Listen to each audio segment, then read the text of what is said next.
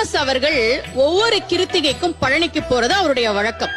அப்படி ஒரு முறை அவர் பழனிக்கு போயினப்போ அவர் தங்கி இருந்த விடுதியில ஒரு பையன் இந்த பாட்டை பாடிக்கிட்டு இருக்கான். இவர் இந்த முழு பாட்டையும் எழுதி வாங்குறார். ஆனா உண்மையா இந்த பாட்டை எழுதுனது யாருன்னு அவருக்கு தெரியாது. அவர் பல மேடைகள்ல பாடுறார். ரசிகர்கள் மத்தியில, முருக பக்தர்கள் மத்தியில பெரும் வரவேற்பு கிடைக்குது. ஆனா அந்த பாட்டை எழுதுனது யாருன்னு தெரியல. ரொம்ப மாதங்கள் கழித்து சென்னையில காளிகாம்பாள் கோவிலுக்கு வரார். அந்த கோவில்ல கல்வெட்டுல இந்த பாட்டை எழுதி வச்சு, இதை எழுதியது யாருன்னு பேரோட எழுதியிருக்காங்க.